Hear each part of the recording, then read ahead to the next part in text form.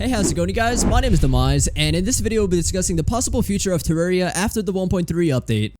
Tom Marks from PC Gamer did an interview a few days ago with Andrew Spinks, aka Redigit, the creator of Terraria, and it actually reveals quite a few details about what's to come for Terraria and beyond. I'll be skipping over parts of the interview that I don't feel are as important to this video, but you can read the full thing in the link below. The first thing that stands out to me is that future updates won't be furthering the game progression past the Moonlord, which is the current endgame, but instead they'll be focusing on other aspects of the game such as new mechanics and alternate biomes. As far as new mechanics go, I can really only think about expanding the current wiring system as it is rather basic at the moment and didn't receive much love from the 1.3 update, but maybe you can think of something more creative than that he could be referring to, and leave it in the comments below because I'd like to hear your guys' ideas on this. Now for alternative biomes, the obvious one is the alternate for the Hallowed, as the Corruption has had its Crimson alternative biome for a while now. And there has actually been a few well thought out suggestions for some Hallowed alternatives from the community, but I'm sure the dev team has a few ideas of their own that they've been wanting to explore.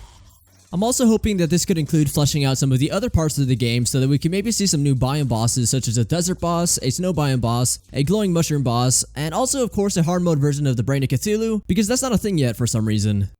This next part is something that we've expected and heard about for a while, but finally got some solid and updated confirmation that the 1.3 update was the last update that Redigit would be working on personally.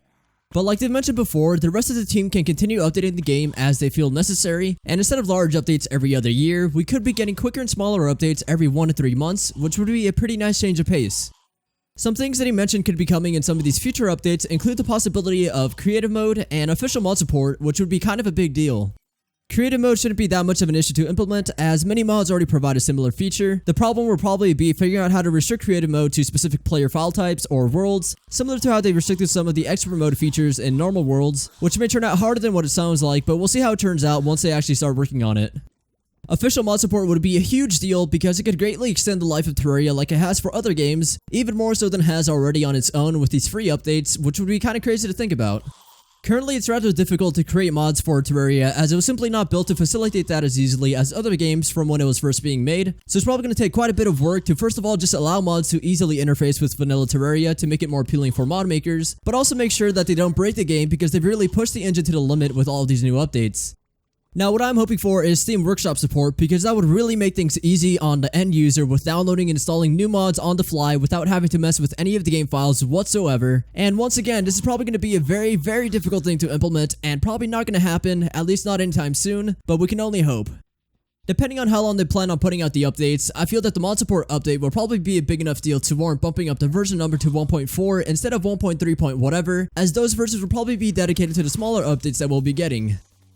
The last part of this interview is what Red's next project is going to be and other Terraria related games. So unfortunately, it's not going to be Terraria 2, but that could be a good thing because he's been working on the same game for the better part of 5 years, and it would probably be a better idea for him to explore his imagination and creativity with something else first instead of being limited to the Terraria universe.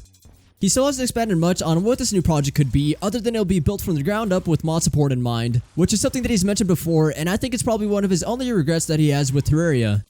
And to make it clear, Terraria 2 is still coming, but it won't be until after this other project, and if the original Terraria indicates anything about the post-launch support that this project could get in terms of content updates, it could be a while.